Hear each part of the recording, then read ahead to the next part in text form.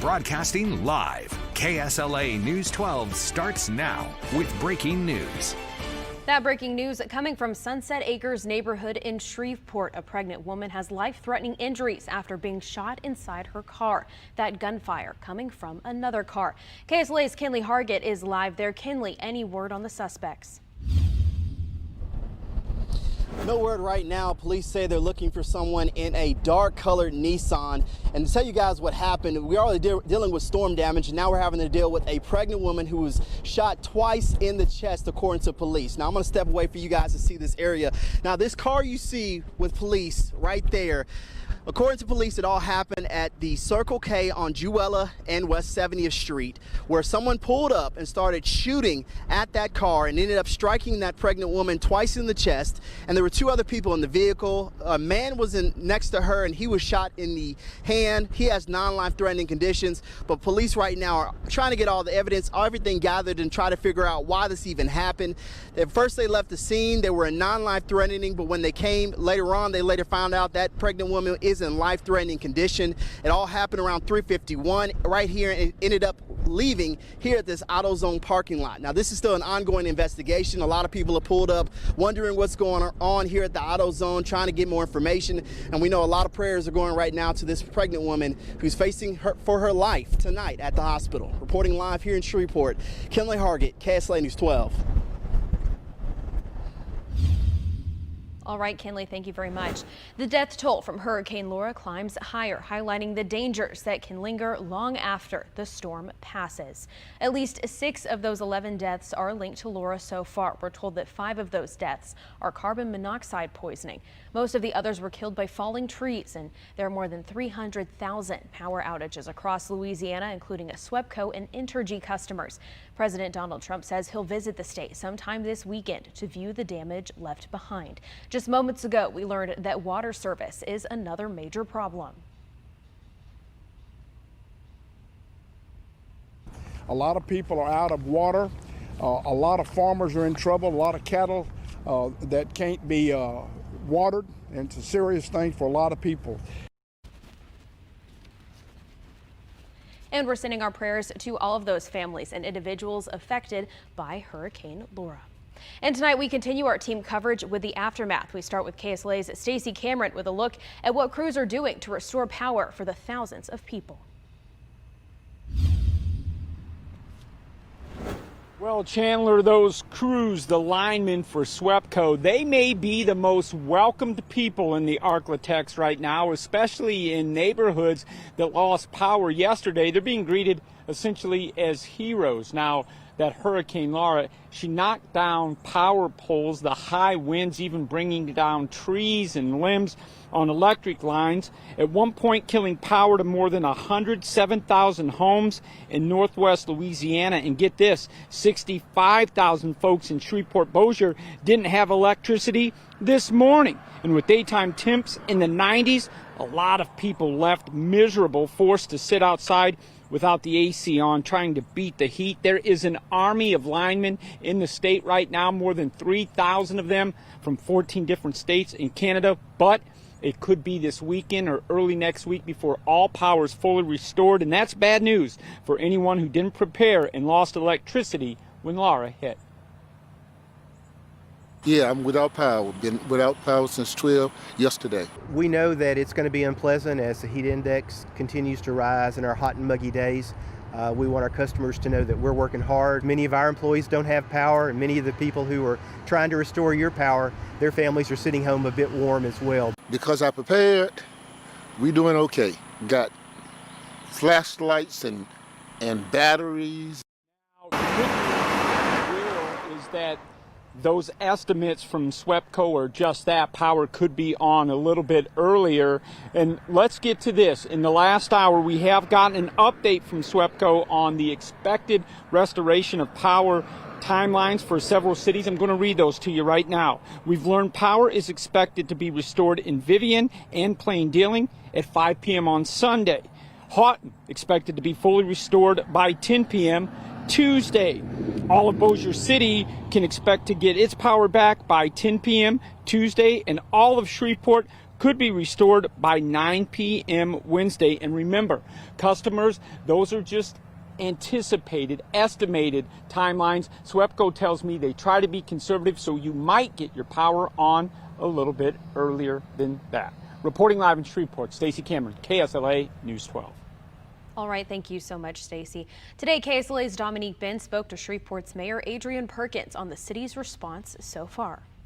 And last night there was a bit of it's a testament to the collaboration, because last night we had about 260 evacuees that were in hotel rooms that didn't have power. So we were actually looking to shift them down to the Riverview, but in working with SWEPCO and working with the city employees together, we were able to get their power restored so that they could stay in their hotel rooms and remain safe. I mean, we're in the middle of a public health crisis as well with the pandemic, so we had to manage both, and it went off well. You know, homeowners need food in the area, maybe not shelter, or maybe both.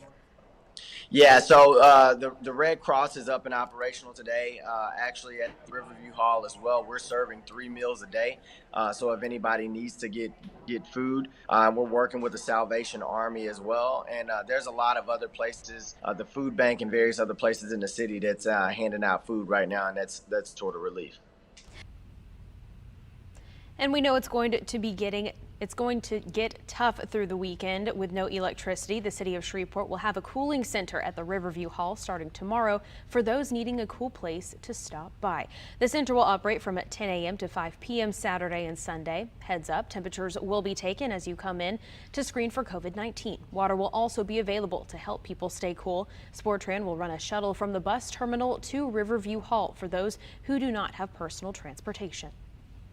And disaster relief is available if you need it. Louisiana families and individuals can apply for the Disaster Supplemental Nutrition Assistance Program. DSNAP provides eligible low to moderate income households who normally wouldn't receive SNAP benefits a chance to assist with buying groceries following lost income or damages following a disaster. In order to get DSNAP benefits, households must register. You can find the link to apply right now on KSLA. On our KSLA app. KSLA First Alert Weather with Chief Meteorologist Jeff Castle. Well, good Friday afternoon, everyone. Hot, humid weather back now that Laura is gone, and just want to continue to give you a first alert that a heat advisory has now been extended into Saturday. We had one in place today. In fact, it's still in place as we speak. This now runs through 7 o'clock tomorrow evening with those feels-like temperatures that may top 105 degrees. We're going to talk more about the heat, how long we're going to be dealing with it in your forecast in just a few minutes. Here's where we are right now, 91 in Shreveport, same in Texarkana. Hotter weather back out to the north and to the west. It's 98 in Mount Pleasant, 94 in DeQueen. Notice the southern Arklatex, where we woke up to some rain this morning. Temperatures are only in the 80s right now. It's 89 in Mansfield, 86 in Hemphill. But despite the fact that the numbers are lower there, it is extremely, extremely humid outside. So even Mansfield, you're in the 80s, but it feels like 104, feels like 98 in Hemphill. We're feeling like 107 right now in Shreveport, and look at Mount Pleasant feeling like 111. That is what we are going to see more of heading into the weekend. Couple spotty showers, mainly in East Texas here west of Marshall, another one near Henderson. I don't expect these to last very long into the evening hours, so most of us will be dry, and because of the hot, humid weather, the pool will be a good way to spend your Friday evening. Temperatures will fall out of the 90s at 6 and back to the 80s as we head through the early to mid-evening hours. Back in just a few moments, we're talking all about that weekend and the heat involved coming up in your forecast. Today, Governor John Bel Edwards expressed his concerns as the state's 2 emergencies have collided, the pandemic and the hurricane. He also spoke about how the National Guard is helping with both states of emergencies. We have 6,200 National Guardsmen working today. That's the most we've had in many, many years in Louisiana. They're doing tremendous work all across the state of Louisiana. As you know, they were responsible for our COVID testing for the most part, our surge sites and our community-based testing sites. We're going to start those back up on Monday. Quite frankly, we can't afford to lose sight of our testing because it was about 3 weeks ago that our schools came back. And power customers in Sabine Parish have been told it could be a full week before all power is restored. That's bad news for the nearly 24,000 people that call Sabine Parish home. That's where we find KSLA News 12's Jeff Farrell as he reports on the challenges ahead for them. The massive effort is now underway by power companies to restore the power. There's about 24,000 people who live in Sabine Parish, a mostly rural area. So some of these power lines are in hard to get to places. We're on Highway 1215 right now. No one around, so you can imagine the challenges that are ahead. One of the big challenges is because it's so spread out, is that it could be next week, possibly late next week, before all the power is restored. And not having power creates all sorts of challenges. We spoke with a young mother of 2 who told us she's planning out the next week and how she's going to keep her young ones safe and cool from the heat. Yeah, making sure they got, what they need and not, not hot. You got like a fan or anything like that? Yes, sir. Oh, we got like a generator at my mom-in-law's. What are you going to do? Are you going to try to stay with relatives or just stay here? Or? I just come to my mom's to visit, and I'm going to stay at my mom-in-law's because we got a generator. But the bad part about it is we got to find gas. This dozer in rural Sabine Parish just gives you a sample of some of the tough work ahead and some tough to get to places.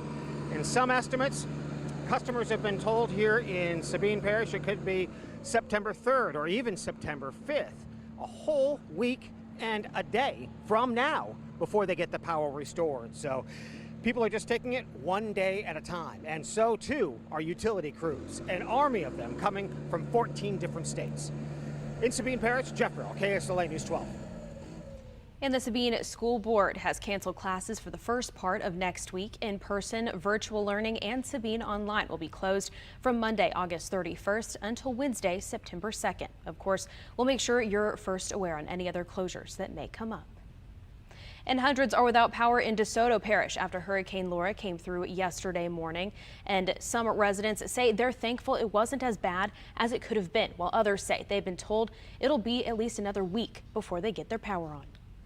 It's bad. It's real bad. Some Mansfield residents are questioning what they should do after Hurricane Laura went through DeSoto Parish Thursday morning. Wind played a major factor in much of the damage across the parish. Here at the baseball fields just north of Mansfield, you see one of the batting cages completely collapsed.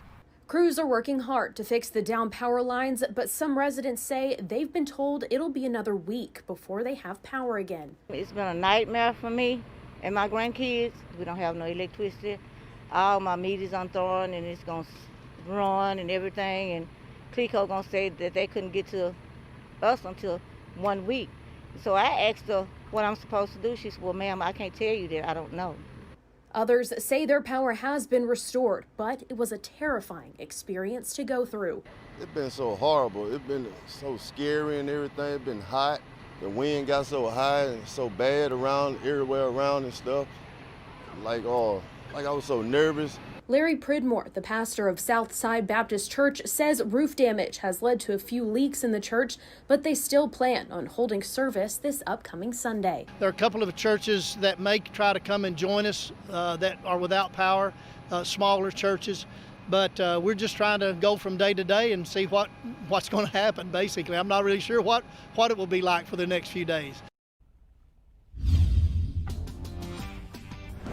Well, extremely humid weather is expected through the weekend and on into early next week. I'll have the first alert on some dangerous heat conditions. We're tracking them for your weekend coming up in your forecast.